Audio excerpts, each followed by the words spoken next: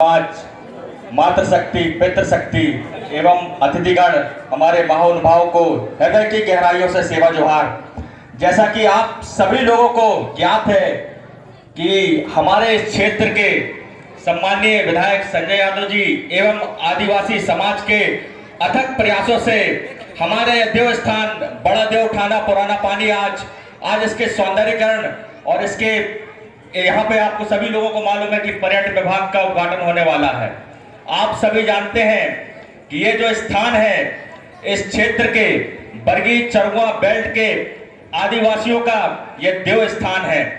वर्षों से वंचित, शोषित और वर्षों से अपनी मजबूरियों में, अपने हालातों में जीते आदिवासियों को आज मध्य प्रदेश शासन द्वारा आज इतनी बड़ी भेंट हम आदिवासियों को दी जा रही है। इसके लिए हम मध्य प्रदेश शासन को माननीय मुख्यमंत्री कमलनाथ जी एवं हमारे सम्माननीय विधायक माननीय श्री संजय यादव जी को हृदय की गहराइयों से सेवा जोहार अर्पण करना चाहते हैं।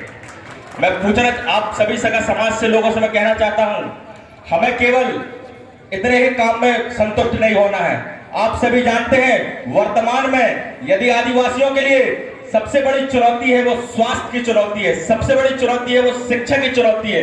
हमारे क्षेत्रों में शिक्षा का अभाव है।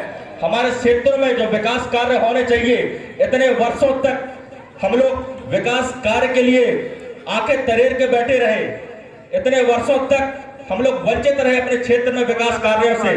स्वास्थ्य, शिक्षा, जल, जमीन, जंगल, सब चीज से हम लोगों को आज सब चीजों से, हर कठिनाइयों, हर चीजों से वंचित रहना पड़ा। इसका सिर्फ एक ही कारण था, माफ करना आदिवासी समाज के हमारे भाइयों, सबसे बड़ी हमारा एक ही कारण था कि हमारे अंदर एकता नहीं थी। आज मैं कहना चाहता हूं कि आज ये हमारी एकता का एक कारण है कि मध्य प्रदेश में कौन कहता है कि मध्य प्रदेश की सरकार, मध्य प्रदेश में जो सरकार बनी है वो आदिवासियों के वोटों से बनी है, आदिवासियों के बदौलत बनी है। यदि आदिवासी वोट न देते तो ये सरकार नहीं बनती। ये सरकार बनी है आदिवासियों के बदौलत बनी है। तो हम जानते हैं कि सरकार का भी आदिवासियों पर मुख्यतः ध्यान है। आप जानते हैं कि मध्य प्रदेश में डेटा तो बताते हैं 2011 के 21-21.5% उनका वो है आबादी है, लेकिन यदि 2017-18 के, क्योंकि आप जानते हैं कि केंद्र सरकार के अंतर्गत आता है जनगणना का डेटा, तो जनगणना के मुताबिक ये हमारा आंकड़ा है। हम लोग, क्योंकि आप जानते हैं गोंडवाना स्टूडेंट यूनियन एक बहुत बड़ा यूनियन है जो मध्य प्रदेश स्तर में काम करता है, उनके आंकड़े हैं कि मध्य प्रदेश में कम से कम 25% के आसपास आदिवासियों की जनसंख्या है। सोचिए, इतनी जनसंख्या के बावजूद भी आज सबसे ज्यादा शोषित है, वंचित है, पीड़ित है, स्वास्थ्य और शिक्षा का अभाव है वो हमारे क्षेत्रों में है। हमारे क्षेत्रों में विकास नहीं होता। सबसे बड़ा समस्या हमारे, जैसे कि हमारे पूर्व में भी माननीय कबड्डी लाल दादा जो कि उन्होंने बताया कि माफिया राज के बारे में, हकीकत बात है कि माफिया राज बहुत स्तर तक बहुत ज्यादा बिल्कुल हावी है हमारे क्षेत्रों में।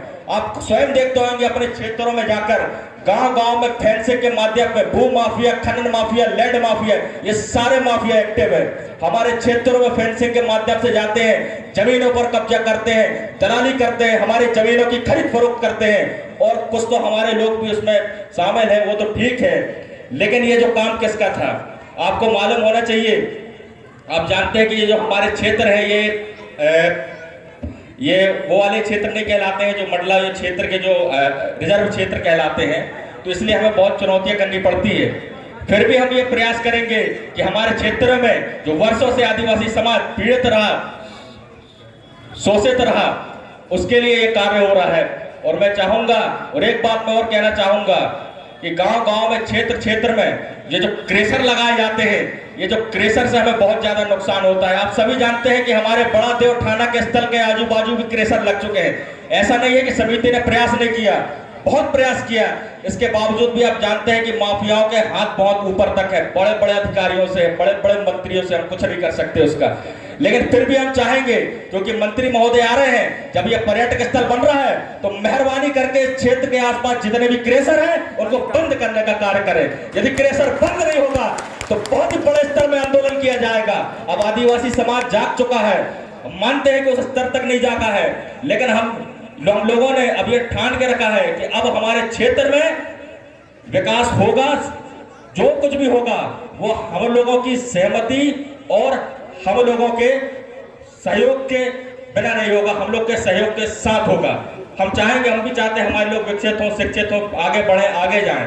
तो हमारे क्षेत्र में विभिन्न समस्याएं उसका मैं करना नहीं चाहूँगा, समय की बहुत ही, तो इसलिए मैं आप सभी को सेवा जोहार, अंदर अभिनंदन, जय सेवा, जय बड़ा देव, जय